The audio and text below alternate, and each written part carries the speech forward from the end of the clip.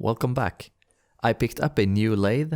The plan for this video is to make some chips while I go through my first impressions and compare it to my previous lathe, the mini lathe. This lathe has a 250mm swing and the distance between centers is 750mm. The mini lathe I had was 180 by 300mm. Judging by this, along with the 3-phase power that enters this machine contra the 1-phase of the baby lathe, it is fair to say that this is a big step up in terms of capacity. When I went to scout this machine, as far as I could tell, it looked neglected, but it was lightly used.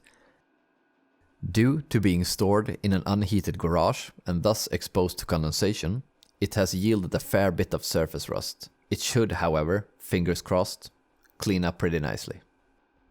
Included accessories, which is of big importance when you buy a used machine, I got the bare minimum not to be disappointed. A drill chuck, some centers, change gears, a 4-jaw chuck and some random cutting tools. Okay, let's set up some basic tooling. I had a quick change tooling system on the mini lathe that is far superior to these original tooling mounts, especially when it comes to setting the height of the tools. We are ready to do some turning, but we need a project. Let's head down to the basement. Welcome to the most orange basement in the world. Here we find an old wood-burning stove. This house was built during the height of the Cold War. I can only assume that it was put down here in case the family had to take cover and hunker down here for a long period of time. Anyways, it's impossible to open this hatch due to these hinges, which do not use the original fasteners, so let's fix that. I have some suitable stock, but it has kinda rough ends, so let's start by parting it off. Okay, I'd rather not talk about this, but a lot of things went wrong here. First and foremost, the gib of the compound slide was horribly adjusted, making the tool deflect like a diving board, almost giving me a heart attack. After I fixed that, things did not go any better, I'm afraid. First of all, sir, your spindle speed seems a bit excessive. And when the tool was almost through, the forces trying to pull the tool down under the rotating stock got very high. This caused movement in the compound slide again, despite the adjustment. Really demonstrating the benefits of a solid tool post. Part of the reason was a lot of stick out of the tool, causing a high amount of torque. The reason for the stick out was to clear my other tool, so I can use the 4-position tool holder and swing it around, rather than be changing tools.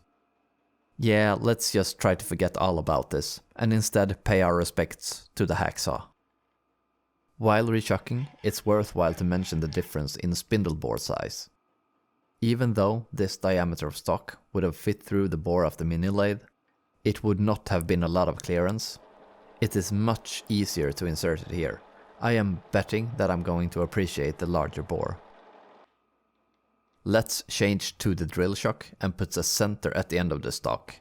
We're making quite a long and skinny part. The locking mechanism for the tailstock is horrendous. The mini lathe had a quick action cam lock, which was actually pretty nice. Having to pull out a wrench each time, it's going to get old pretty quickly. The drill action and the center support is far superior though. It feels way more robust and higher quality. The turning feels better of course with a more capable machine. On the mini lathe, I did install a measuring scale on the Z-axis. I always found it to be easy to use the dials to control accurate diameters. The length of features, however, requires you to mess around with indicators and stuff. For that reason alone, I'm most likely going to equip this with the DRO, and also make a finely adjustable carriage stop. The X-axis dials were very confusing at first. Each division is 400th of a millimeter. These numbers are numbers of divisions, so turning 10 divisions equals 4/10ths of a millimeter. Is that common on other machines? It seems really stupid to me. Anyways, the mini lathes had 200 of a millimeter divisions, which made it easier to make small adjustments due to the higher pitch lead screw.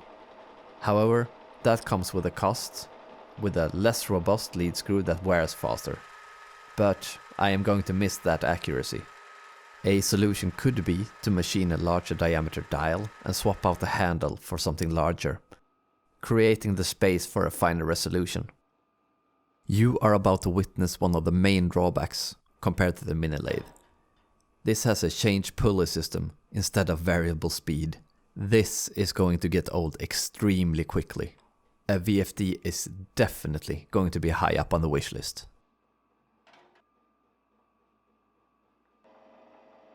Anyways, I kinda lost confidence in my parting, so let's take this to the hacksaw and then finish it up with some chamfers.